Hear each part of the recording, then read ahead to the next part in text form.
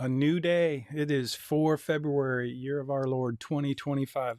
God, good night.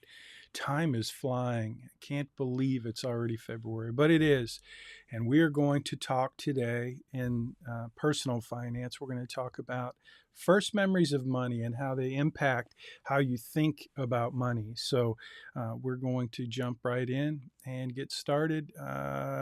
I'm We're live streaming currently to our playlist, but we are live streaming on the YouTube channel, LinkedIn, Twitter, X, Facebook. We should be live streaming everywhere we have a page almost. Anyway, so we'll get started here in just a minute. It is 10:01 a.m. on 4 February, year of our Lord 2025. 2025. Hope you're doing great. Hope you're, if you're in our course at the University of Houston, at the Bauer College of Business, this is personal finance, and it is lecture for week number 4. So we're going to jump right in. Had some technical difficulties with my streaming software this morning, so I'm a little befuddled. Happens to me on a regular basis, I'm afraid. Technology, it gets in the way. So anyway, we're live streaming here at my YouTube channel. That's where the playlist is. So remember, if you're a student and you're trying to figure out where the content is being live streamed, it is being posted to this playlist for this semester's cohort at uhplaylist.com. Super easy to find. So good luck. Do that.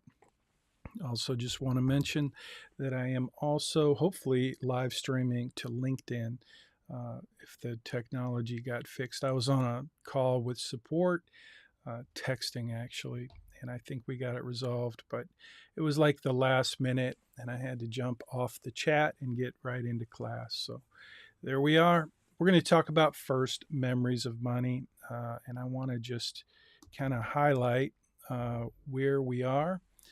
So I've posted this. You have it in Canvas, your actual assignment for this week. It's also posted in Money Study Group with some additional information if you want to go deeper into understanding your first memories of money and how they impact how you think about money. And if you don't know this, just know that how you think about money impacts what you do with money, what your behavior is, what your habits are. And that's really the focus of this week's assignment. This week's assignment is super easy. There's no technical stuff involved at all. Last week, you got set up in Right Capital. Next week, we're going to start working on the Credit Crush assignment, which is probably one of the most eye-opening assignments of the semester. From there, we're going to jump right into some review of insurance and then investing. Investing is the most popular topic in the course, and we're going to get there pretty quickly. And in the meantime, over each week, you'll be doing some things in your financial plan on the Right Capital Financial Planning Portal. You guys have done a great job so far this semester. Overall, the cohort is really doing a great job, and I appreciate that. Your work, the quality of your work is outstanding, and so I thank you for that. And I will continue to give you the encouragement to do the early assignments. I'm looking for my early assignment. So I'm going to try to bounce through a couple of these. I just clicked on, hey, there we go. I'm in the right place. I was having some trouble with this. So this is the first memories of money assignment. I could show you my, let's see if I show you my, I'm going to hit a button here and it could go crazy. Did it work? Kind of worked. Yep, there it is. So that's me in my studio, and I have my finger here on the buttons. And I just took myself to a place that I have to figure out where I am now. So you can see I'm scrolling up over there, and I'm going to go back to the list, well, a list, go to a list. So here's what we're going to do. Part one, your first memories of money. This is what's going to be in your assignment, and you'll see it in Canvas. But this is kind of what I'll talk about for a few minutes today. Today's going to be a short lecture because this really is a very simple, easy, and I think it can be one of the most impactful assignments of the semester. It may seem like it has very little to do with personal finance, but in fact, it has a ton to do with personal finance. So we're going to talk about your first memories of money, talk about some childhood memories.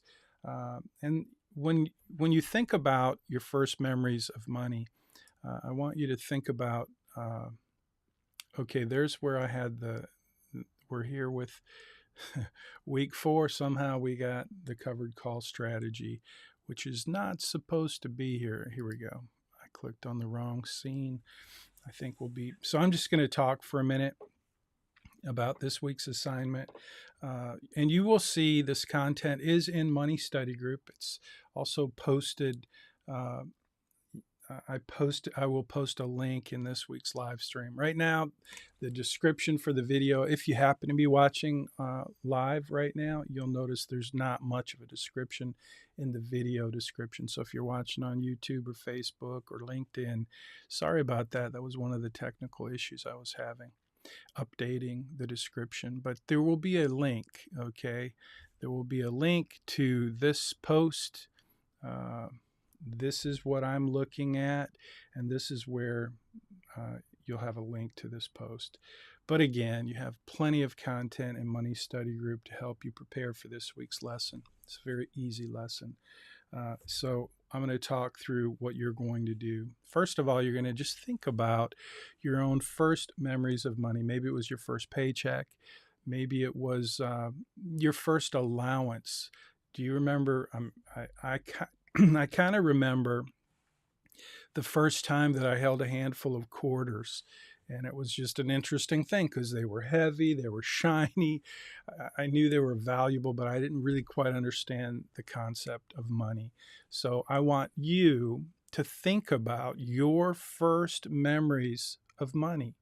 Maybe it was the first time you got allowance. Maybe it was the tooth fairy and you had a quarter or a silver dollar or a $50 under your pillow, and you were told there was such a thing as a tooth fairy, and that's where the money came from. Maybe it was your first paycheck. So I asked my wife, we've been married for a long time, and I asked her the question, what's your first memory of money? And she shared her story about buying a pair of boots. And she told me, this is early on in our relationship, she told me that. And so this story, and I'll unpack it just a little bit so that you will understand how this story helped me understand my wife, Connie. So my wife, Connie, grew up in Austin, Texas. She had this job working at Catfish Parlor. It was not fast food, somewhere between fine dining and fast food. Catfish Parlor. If you've ever been there, you know they serve great catfish, awesome little cornbread hush puppies. They're in like tubes. I'm not going to tell you what they are shaped like, but they're really good. Anyway, so that's where she worked. Her first job, she was like 15 years old. Actually, she may have worked at Bill Miller. She worked at Bill Miller, and then she went to Catfish Parlor. And I think it was Bill Miller. She was actually, I believe, 15 years old. She was saving money, getting her paychecks and saving money. And she found these leather boots. I think they were at Dillard's. I'm not positive where she bought these boots, but these boots were, hold on. I've got somebody in the Zoom room. Sorry if I kept you waiting. Anyway, my wife, Connie, bought these boots with her first paycheck. And her first memory of money is that she took this paycheck and she bought these boots that she really wanted. She was really excited about buying these boots and having these boots. She loved these leather boots. They were perfect until she bought them. And then she realized she just spent her entire paycheck, or almost her entire paycheck, on this pair of nice boots, and she realized that the thrill wore off pretty quickly. And so her purchase of these boots that she thought she had to have, she realized it was a big deception. Okay. The idea that she has to have something turned out to be false. And she realized that she would have been much more satisfied if she would have kept the money in her checking account and saved it. And that turns out to be like the blueprint for my wife Connie, for her financial DNA, is that she feels strongly that saving money, it feels much better, it's much more enduring than spending money. There's nothing on the planet that she will want to spend money on, because she knows there's nothing on the planet that's going to fill that itch inside of her. Saving for the future is far more important. Now, let me tell you quickly, there's something that she will spend ravishly. What's the word I'm looking for? She will spend money lavishly to create memories for her family. So that includes our grandkids, our kids, us together. She's not shy about spending money on things that will create lasting memories. And so that's my wife, Connie, and her. I wish I had a picture of Connie. I usually have one handy, but I don't have one handy. She's a beautiful lady. She's the best friend I've ever had, and she's been my wife since we were young. And she's gorgeous, and I can't find a picture of her at the moment, but I will find a picture of Connie somewhere. I'm scanning, looking for that now. Sorry, I'm not finding it. And I'm afraid if I click on anything, see, I got set up a little late today, so I'm afraid if I get too carried away with these buttons, I may not find my way back to where I need to be. So at any rate, that is a story about my wife, Connie. Her first memory of money speaks volumes about her and about what she, what she experienced in sharing that story with me. So I want you to think about your first memory of money. And I'm going to try and get this out of the way. Okay, there we go. Get that out of the way.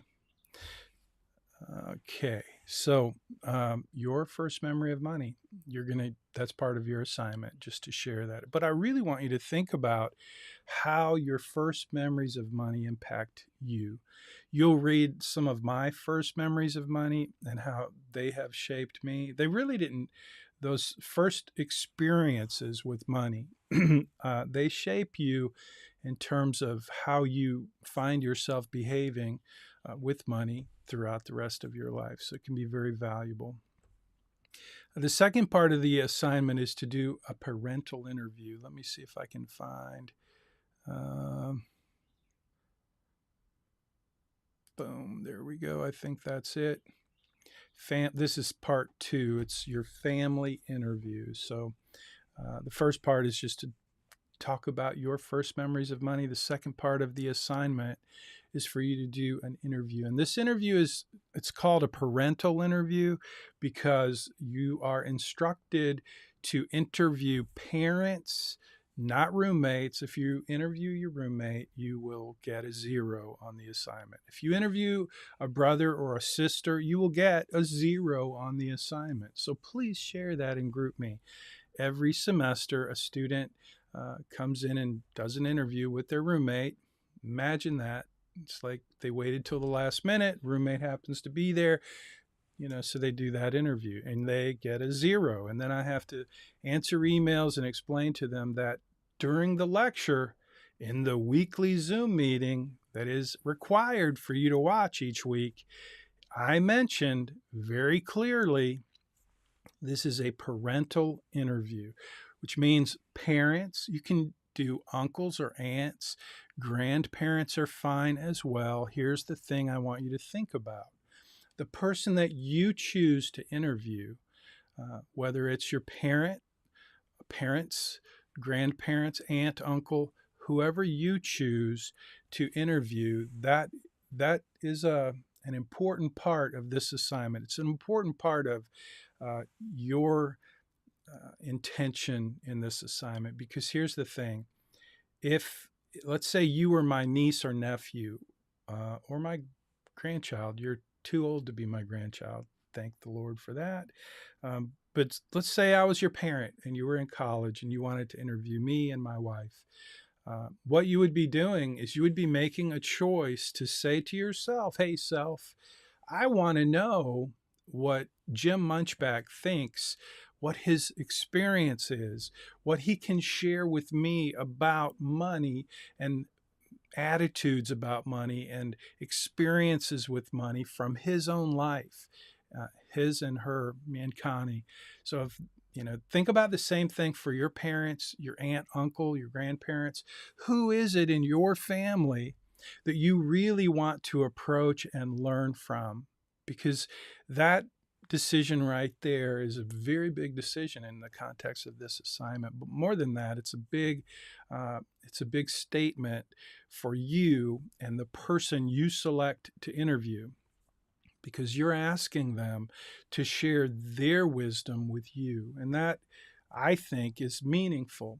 And so I want you to approach this assignment with that in mind, that you have this opportunity to go to someone in your life, in your family, or your extended family, and you get to invite them to share their wisdom with you. And I want you to set the table with them to be sure that they know that you're asking them because you respect what you perceive as their ability to manage money effectively. Okay, so I'm sure you have folks in your family, if you look around, where you will say, hey, these folks seem to have it down, like they know how to manage money.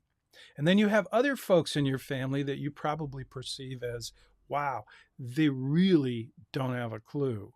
And so you get to choose. And I want you to know that when you choose to interview someone who you feel like has something valuable to share with you in terms of their wisdom and their experience with money, just by choosing them, you're honoring them. You're saying to yourself, hey, self, I want to learn from this person. So set the table with that, and just be aware that by asking them to engage in this interview, you are honoring them in that way.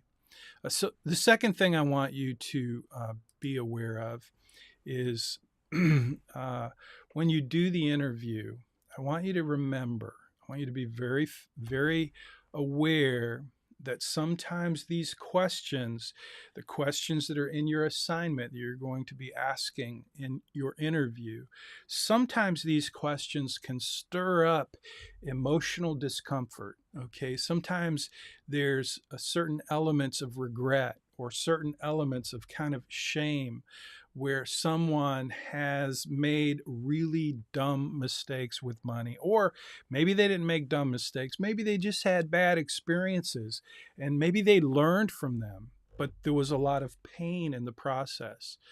My grandson, Caleb, who is 6 years old, told me this week, pain is a great teacher. Pain is one of the best teachers. I'm like, where did you get that? But he said it perfectly clearly. A 6-year-old. I wish I had. I'm gonna make sure in the future I have pictures of the people in my life that I'm talking about, because you would love Caleb. He's awesome, and I could pull up some pictures. In fact, I'm gonna pull up a picture of Caleb if I can. This is Caleb. I'm gonna pull up my iPad and see if you can see Caleb.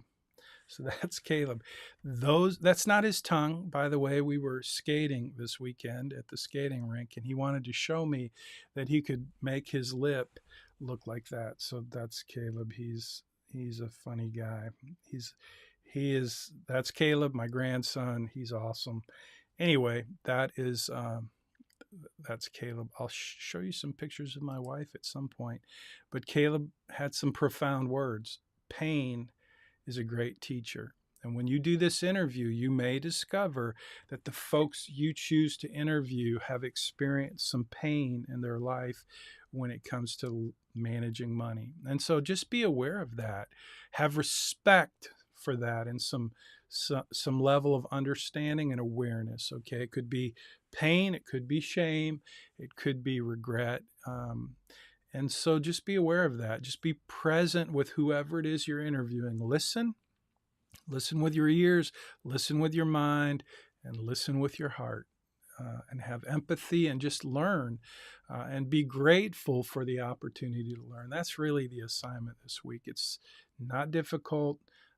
It's really not difficult, but it can be very meaningful. And I hope it is. I hope it's very meaningful for you. I hope you learn some things that are very practical. I hope you learn some things that help you to respect the people that you choose, the person or couple that you choose to interview. If you do a parental interview, I hope you do both parents. If you do an uncle, I hope you do both. Don't, you won't get deductions because you choose to just interview one person as opposed to two, but I'm telling you, you'll get double the benefit if you interview both. If you have an interview where you talk to your aunt and your uncle and you talk to both of them and you get both of their perspectives, because you're going to find, especially if they've been married a long time, that the way that they came together and learned how to manage money, especially if they do it well, it is a process, a lifelong process. Remember, some of you pointed out in your assignments last week that the number one cause of divorce, at least in the United States and probably across the world, the number one reason for divorce, if you don't know what it is, go back and read some notes. It's true, though. The number one reason for divorce is money. So I'm hoping that you can learn some things about how you think about money and be aware that not everybody thinks about money the way you do. Not everybody uses money the way you use money. The way that you use money, the way that you think about money, impacts how you use money, what your behaviors are, what your habits are. And if you ever want to change your habits, you have to be aware of them. Dr. Phil, one of my favorite books, Dr. Phil's Life Lessons. The first one, I think, is you can't change what you don't acknowledge. I mean, it sounds so self-evident, but it's important and it's true. And the reality is most people live in denial. They just live in a fog of unawareness. We all do it. We live in a culture of consumerism that's constantly throwing things at us to distract us from what's real and what matters. And when it comes to money, that's very true. So you have this influence in your life. It's called consumerism, whether you know it or not. And if you happen to be a person who's drawn to stuff or more money or all the glitz and glamour that comes in our culture of consumerism, if you're attracted to that, then your whole life will be influenced and impacted by your distraction with having more, working harder for more. But if you get clear about how you operate and how you get triggered and what you do and why you do it when it comes to finances and money, if you start to become more aware of that for yourself, I promise you, like Dr. Phil says, you can't change what you don't acknowledge. So if you are like me, I like to spend money. I like stuff. I have way too much stuff. Fortunately, I make enough money to buy stuff. And my goal in life from the beginning was not to be really good at budgeting, but to make enough money so that I didn't have to have a budget.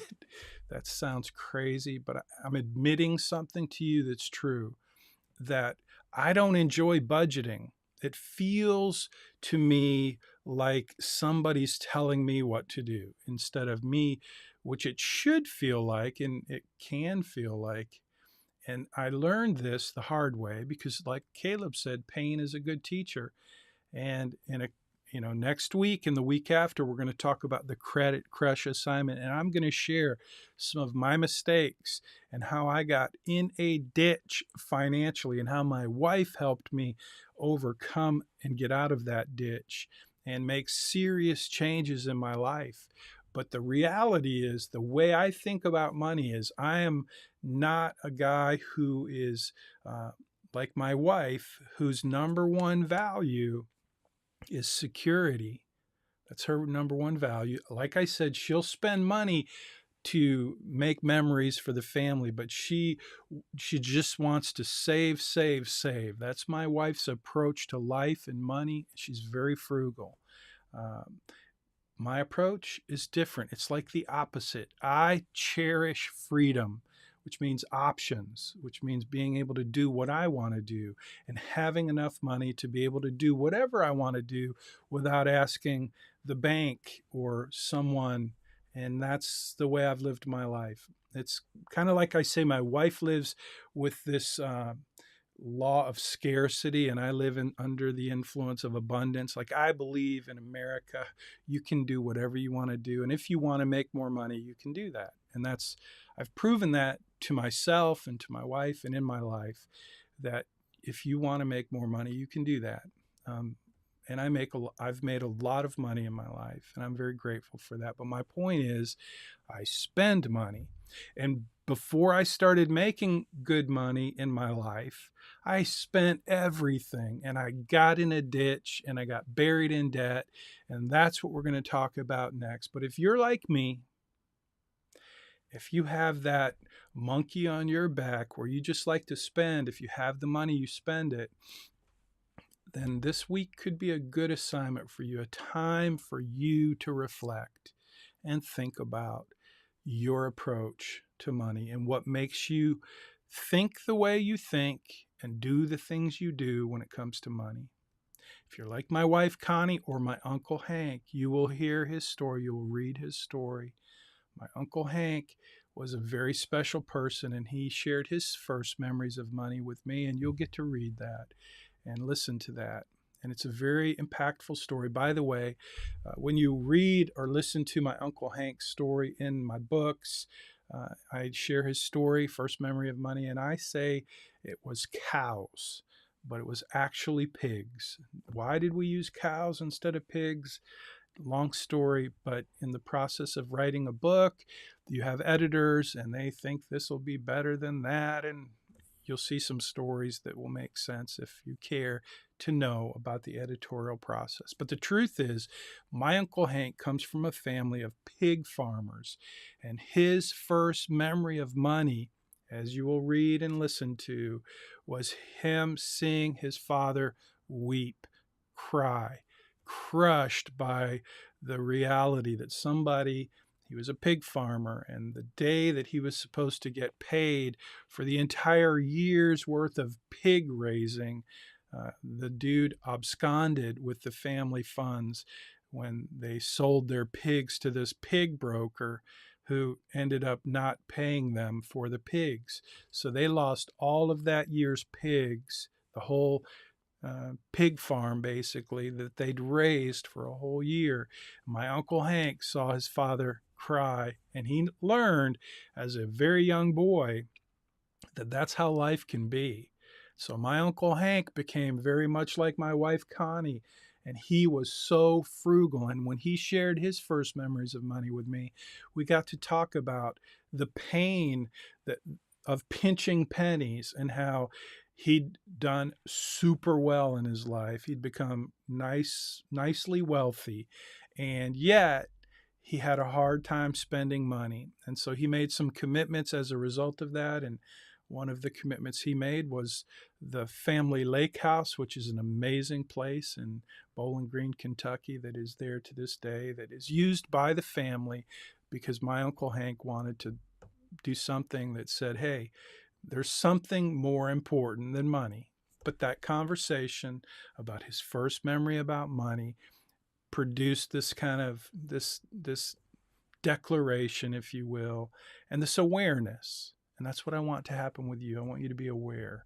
So that's pretty much it for this week's lesson. I'm going to get rid of that. If you haven't checked out if you're on LinkedIn, and I hope you are since you're a business student, or at least most of you are students at the Bauer College of Business, I hope you will. I hope you will consider, connecting with me. I look forward to that. This is being live streamed, by the way, to LinkedIn and also um, YouTube and Facebook and X. So let's see. I think I've got some. Yeah, you'll see this in your assignment. The questions that you're going to ask, they're there on the screen for you to see. Um, and I think, let me see what else. We've got a couple of scenes here that I'm trying to remember what they are. First memories of money. Oh, summary. I have a little tag here. Summary one. So that's kind of a summary. You're going to connect your first memories of money with your current financial behaviors. And it's a powerful exercise, like I said, for self-awareness. Like Dr. Phil said, if you're not, you can't change what you don't acknowledge. So that's really one of the benefits or outcomes of this assignment. And, you guys are a lot younger than I am. You are hopefully a lot younger than the folks you're going to choose to interview this week. And so the impact of this question, your first memories of money, somehow, in my experience, it's become clear to me that the older you are, the more impact these questions have, the more reflection, the more emotional it is to go back to your first memories of money when you're a kid. But if you're still a young person, it's just not nearly as impactful. So don't, you may be like, okay, yeah, it seems like yesterday you got your first paycheck, and maybe there's not a whole lot of insights for you in that process. So if that's true, just realize that when you do your interview and you ask this question to someone my age or older, you're going to find that if you observe, you're going to see there could be like this emotional transformation where they actually go back in time and experience these first memories of money. So pay attention to that. It's when as a financial planner, I ask this question. I don't always get to ask it because sometimes when I start working with someone, it would just be kind of weird. They want to know, hey, I've got this amount of money. I want to invest it. Let's get going. And so we get to work.